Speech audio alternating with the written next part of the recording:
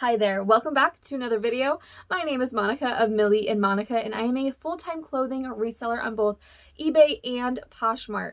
Today's video, I'm actually going to be kind of remaking an older video that I did back in February of 2020, and I'm going to be adding on to, or kind of remaking, my inventory and storage video. So if you already saw that video, I'm hoping that this one will have some more information. I'm going to be showing you how I've actually added on to my business and how I've added actually more storage, and that's kind of the whole purpose of this video. So if you are interested in reseller related content, selling clothing online, and of course making money online, don't forget to hit the subscribe button and the bell notification so you don't miss any future videos. And of course, give this video a thumbs up and leave me some feedback down below. I would love to hear your thoughts about my system or any other questions like that. So hit me up down below. And anyways, let's talk about why I'm remaking this video. So the old one is still very relevant and it will be linked down below. In that video, I went into great depth and detail about all the different tools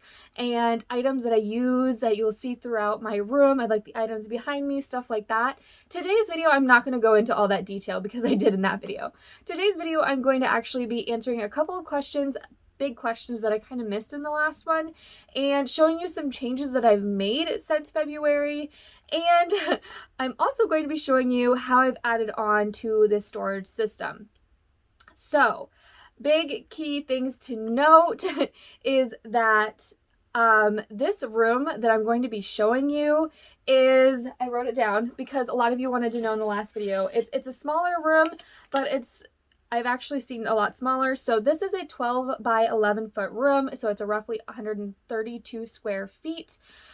This is the only spare bedroom in our home. We have a 2-bedroom, and it's, you know, we have a small home. So our home in general is around that 1,100 square feet. So pretty small for, you know, trying to run a business, but we make it work. And I was actually, over the past weekend, my husband and I had company, and we don't have company all that often, and I feel really guilty when we have company because we don't have like a nice guest room.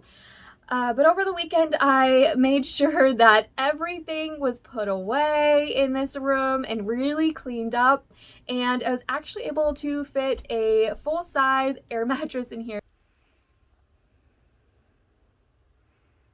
so that hopefully the guests could sleep fairly comfortably. And I'll insert images here so that you can see what I'm talking about. And it inspired me to remake this video.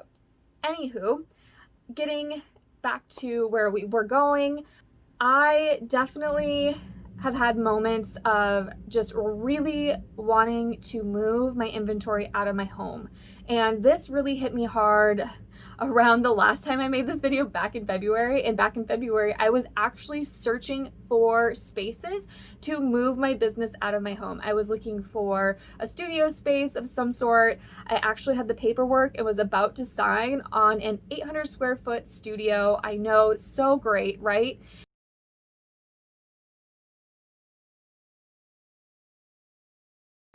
With great ceiling space. I had the option of being able to kind of split the room up into different areas and sections, maybe even be open to the public. I had the paperwork in front of me. It was literally about to sign the lease, and then we know what happened in March. So the week before, I was getting really nervous about COVID and what I was hearing about happening in Washington with the shutdowns, and I decided not to sign the papers for that rental space. And I'm really glad overall because so many things have shut down. I do live in the Minneapolis-St. Paul suburbs, so honestly, I'm really glad I didn't take that leap because a lot of our stuff has been shut down.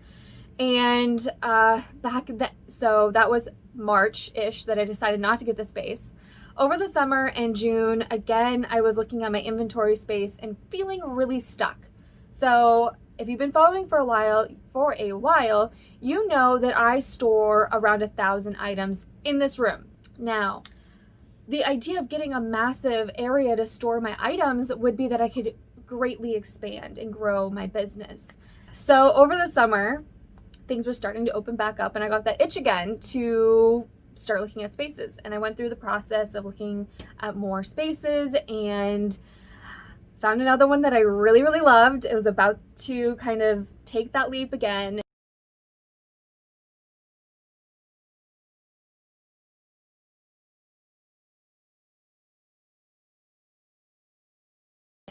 and something was just pulling me back. And at that point, again, I was really, really happy that I did not sign for any space, especially the space that I was looking at was on street level, would be open to public. And again, it just wasn't the right time in the right space. And so basically at that point, I just said, you know what, we do have a small home.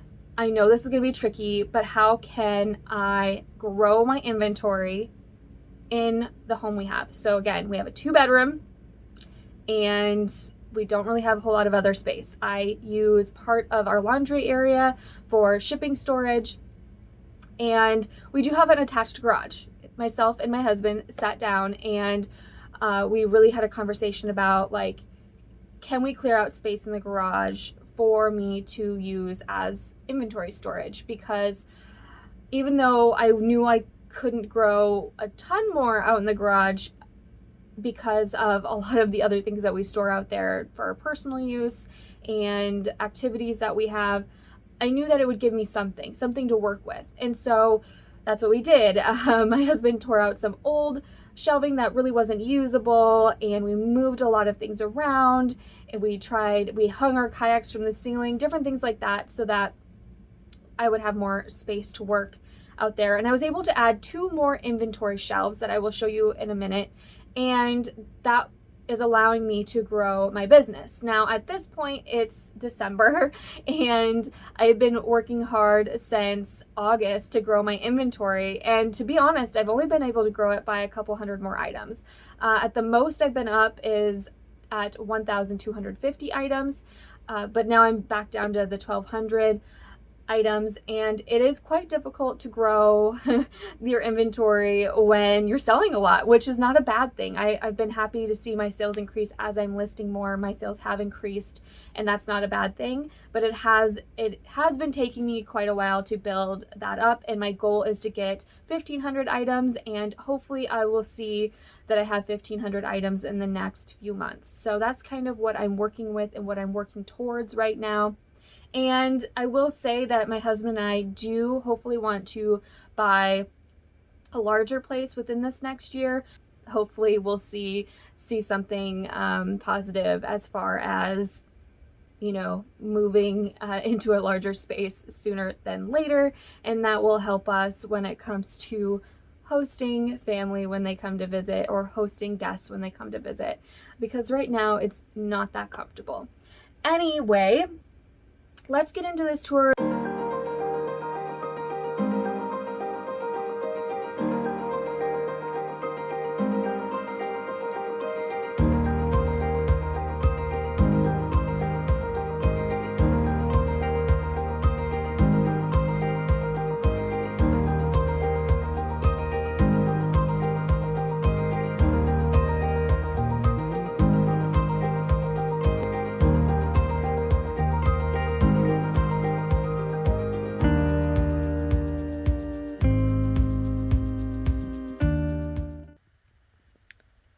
I really don't like keeping heavy sweaters and these bulky items in my clear plastic bins. So they oftentimes live on a shelf or over here in the closet where I have other hanging jackets and bulky items. And on the bottom here is just like some polling mailers and of course cleaning supplies.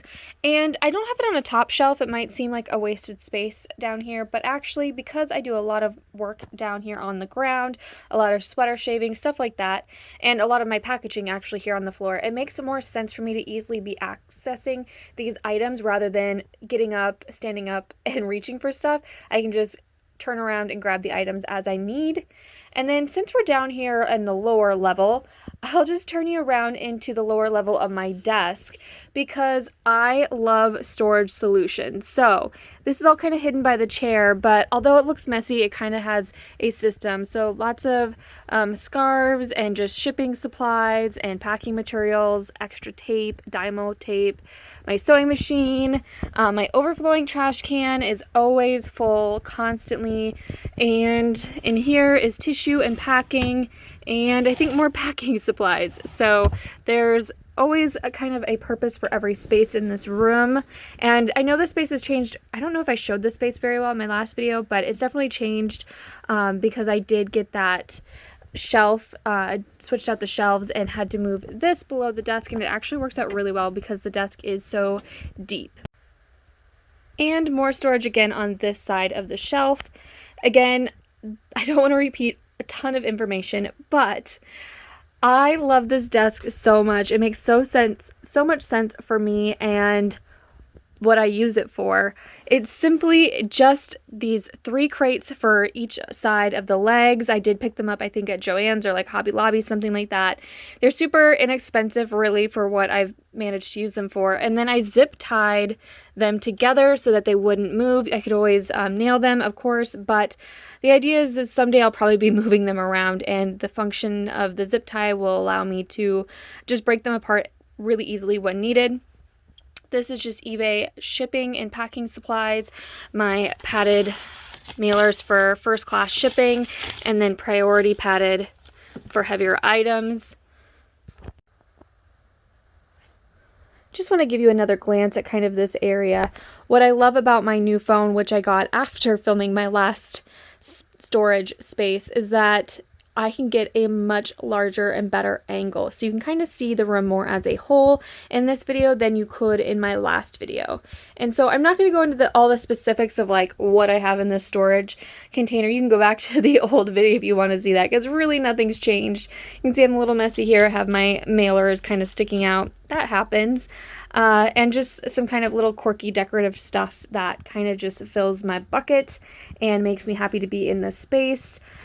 And yeah, so this is just kind of a closer up, more detailed view of what I have going on here. And I really do love this pegboard. My husband did help me install it before I even went full time. It was just something that I really wanted, and it's functioned very well for my business. I do have like a much smaller version of a pegboard listed in my Amazon store. It'd be probably pretty easy for you to just put up above your desk if that's what you're interested in doing. Otherwise, you can always go to your Home Depot, Menards, and stores like that to pick up a pegboard. And yeah, let's turn around back to more of this side, because this is where I do want to give you a little bit more detailed information as far as kind of how I've added on to the storage system, and just kind of explain maybe a couple things that weren't well explained in the last video.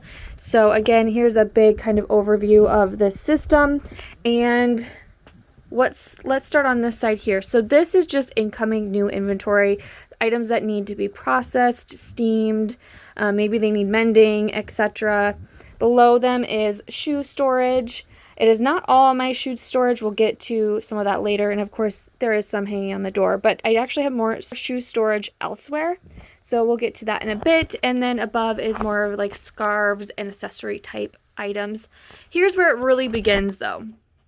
So I have 40 items in a bin here on this shelf, and that works pretty well, especially using the method of pre-packing, because it allows me to kind of get the air out of the items, make sure they're kind of contained within their package, and then also I can keep the lids off the bins, and that allows the items to kind of pop up if they need to, if they don't fit in the bins. As you can see, I've got a lot of very full bins right now. I am up to date on all my pre-packing of inventory, which feels great. And yes, I have some items that need to go to the post office, but I know a very commonly asked question from my last video was what size bins I actually use. Now, I do have very similar items. Again, all linked down in my Amazon store because I know that question was so commonly used. So I wish what I would have known when I first started buying bins is that I actually like one size preferred, I guess, over the other. So these bins here are 66 quarts. I did buy them at Target, I think, originally, but you can get a lot of different 66 size quart containers at other places. But I really like these 70 quart bins because it just is a little bit easier to get the 40 items into, and they still fit nicely on the shelf, which is great. And because these bins do get so full, I found that the 70 quart is actually really, really nice for these shelves. They fit very nicely, as you can see, and the items don't overflow quite as much. So that's kind of what's happening here. The shelving units, I always forget if it was Home Depot. I think it was Home Depot that I got these at, but there's black ones listed in the Amazon store. They're a really wide shelf. I think it's kind of hard to tell because I have so many bins, but they're, you know, a little bit wider than a bin. So that's important. They're very stable. They break down. I do really love these shelves because when we ever move, you know, they're not attached to the wall. This hanging rack is actually attached to the wall. So we attached it, nailed it in, screwed it in, I guess would be the better term. We screwed it into the studs of the wall so that it could hold the amount of weight that it's holding. But that's going to be kind of a bummer when we go to eventually move and then, you know, have holes in our walls. So that's what I do love about this shelving unit, is that it's a freestanding, it's very sturdy, and it does not need to be attached to the wall.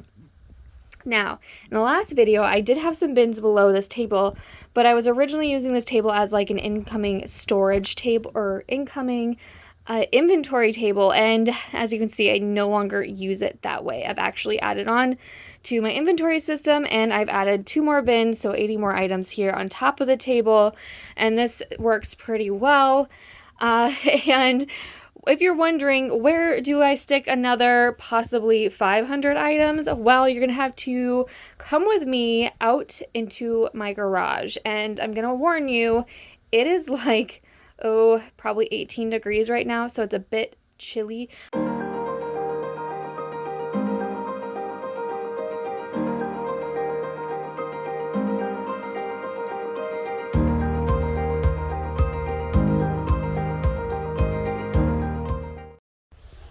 It is currently 18 degrees outside, and it's a few degrees warmer here in the garage, but that is why we are so bundled up, because to spend quite a bit of time out here is not that comfortable. Anywho, this is the additional storage space for my growing inventory, and it might seem a bit confusing, especially compared to what you just saw in my inventory room. There I had numbered my bins, and you could see that there was clearly 40 items in a bin. Here I've decided, because I was basically up to 1,000 and I really didn't want to continue my number system, I thought I would go to letters. So I'm up to D, and each of these bins only holds 30 items. They are the 66 quart bins, because I figured that would be just fine for 30 versus, you know, the 40.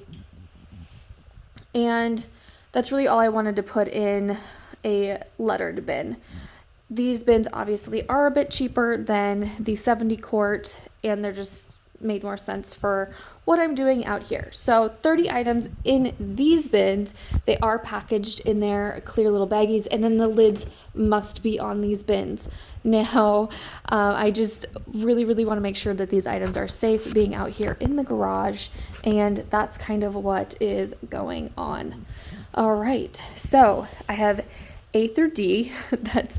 So if we've got 30 in a bin, there you go. That's not a whole lot more that I've added, is it? So the idea was that eventually all of these bins on these shelves would be leading me to close to 400 to 500 extra items, and I haven't gotten there yet.